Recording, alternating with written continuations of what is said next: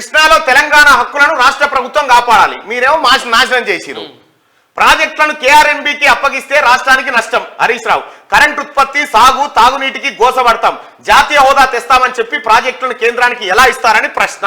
ఇక్కడ కృష్ణాలో తెలంగాణ హక్కులను రాష్ట్ర ప్రభుత్వం కాపాడాలని హరీష్ రావు చెప్తా ఉన్నాడు. ఎక్కడ? కృష్ణా నదిలో తెలంగాణ హక్కులను కాపాడాలని చెప్తా ఉన్నాడు. ఇదే కేసీఆర్ నగరి ఎమ్మెల్యే రోజా ఇంటికి పోయి తిరుపతి దర్శనం తర్వాత రోజా ఇంటికి పోయి ఏం చెప్పిండు? కృష్ణా నీళ్లతోని రాయలసీమను రతనాలసీమ చేస్తా అని చెప్పిండు. చేపల పులుసు తిని కృష్ణా నీళ్లు తీసుకొచ్చి తెలంగాణ వాటా నీళ్లు తీసుకొచ్చి రాయలసీమను రతనాలసీమ చేస్తా అని చెప్పిండుగా.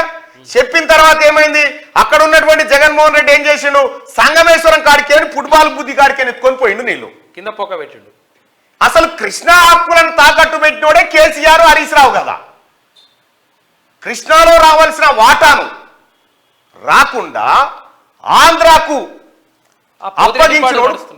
అప్పగించినోడు కేసీఆర్. పోతిరెడ్డి పాడు నడుస్తుంటే కనీసం దాన్ని అడుక్కోలే. ఆ కాంట్రాక్టర్ ఈ కాంట్రాక్టర్ ఒకటే. ఏ కాంట్రాక్టర్ అయితే నా జేబులో పైసలు వస్తున్నాయి కానీ చూసుకున్నావు. నీకు మాట్లాడే హక్కు ఉందా హరీష్ రావు నీళ్ళ గురించి? ఇవాళ హరీష్ రావు నువ్వేం చెప్పినావు? కాళేశ్వరం కడితే మొదటి ఫలితం కరీంనగర్ను ముద్దాడినాకనే ఇంకో దిక్కు పోతుందంటివి. ఆడ కరీంనగర్ మీటింగ్లు అది చెప్తివి, ఉందానే ఆ బయట ఆడ అది చెప్తివి.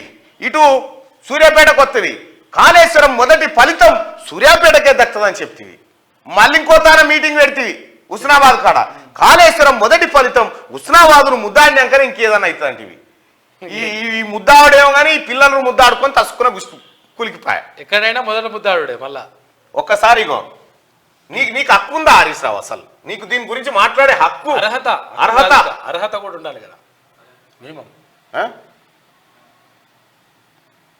ఏది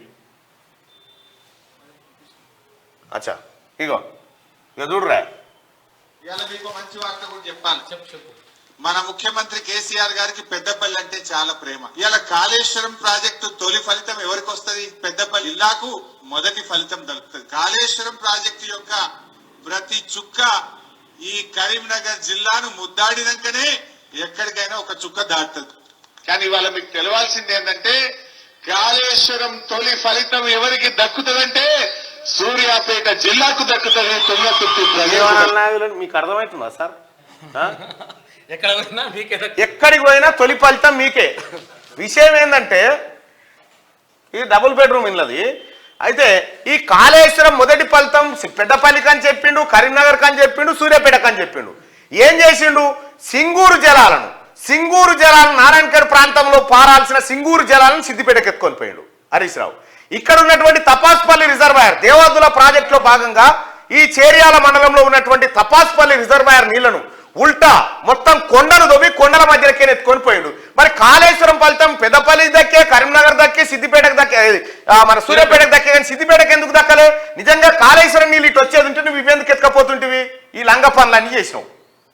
నీకు మాట్లాడే అర్హత ఉందా?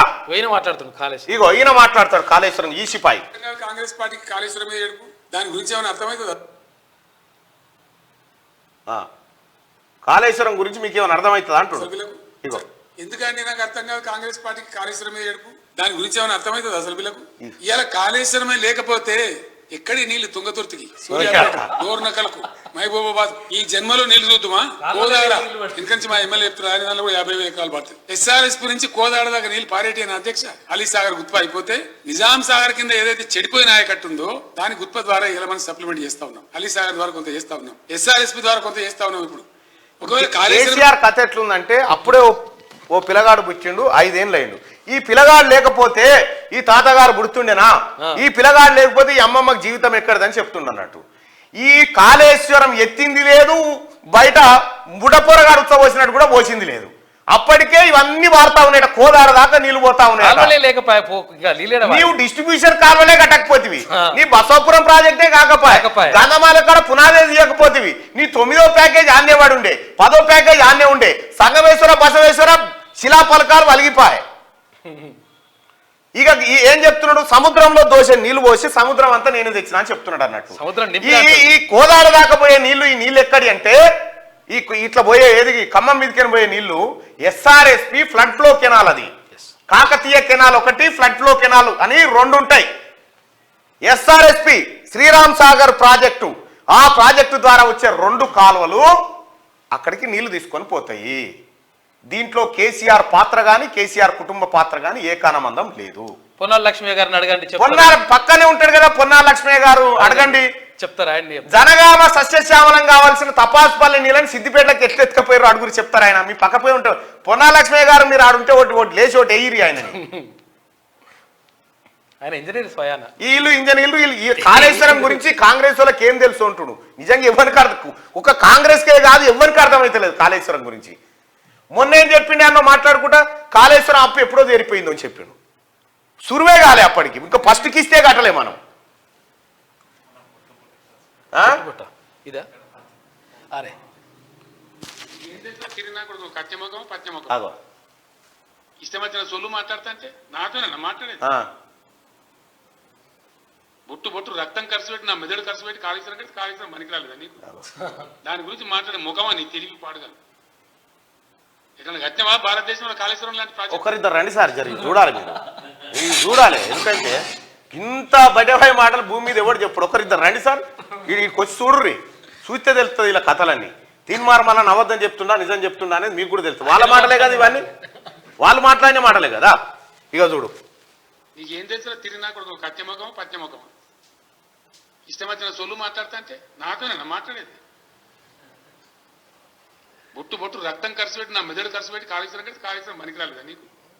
దాని గురించి మాట్లాడే ముఖమా నీ తెలివి పాడగలను. చూడు సార్, ఇక్కడ గత్యమా భారతదేశంలో కాళేశ్వరం లాంటి ప్రాజెక్ట్ ఎవడన్నా కడతాడు సార్? ఇంత అవల ప్రాజెక్ట్ ఎవడన్నా కడతాడా? అంత పోయింది. ఇగో ఇగో ఆయన ప్రాజెక్టు కడితే ఇగో గిది సార్, ఆయన బొట్టు బొట్టు రక్తం ఖర్చు పెట్టి కడితే ఇది. ఈయన సీతారామ ప్రాజెక్టు కడితే 20,000 కోట్ల కుంభకోణం సార్. ఇగో ఇది ఆయన పరిపాలన. 1,500 కోట్ల ఏది అంచనాలు ఉంటే 23,000 కోట్లు. 15,000 కోట్లు సరే అయితే డబల్ కావాలి. 1,500 కోట్లు 32 సరే 3,200 కోట్లు 3,400 కోట్లు అనుకుందాం. 23,000 కోట్లు అవుతాయి సార్. ఇది కాదా దోపిడి? మీకు అర్థమవుతుందా సార్ నేను చెప్తున్న పాయింట్? వేలల్లో కూడా కదా సార్. ఇప్పుడు 1,500 అంటే 15,000 అయినా తిరిగి అనుకో. ఈయన మాట్లాడుతున్నాడు ఇక కృష్ణా వాటాని కాపాడాలని. కేసీఆర్ ఏమో రాయలసీమ రత్నాలసీమ చెప్తా అంటాడు. కాళేశ్వరం ఏది కృష్ణా నీళ్ళు తీసుకొచ్చి సంగమేశ్వర కాడ ఎప్పుడో కట్టెత్తుకొని పోయారు.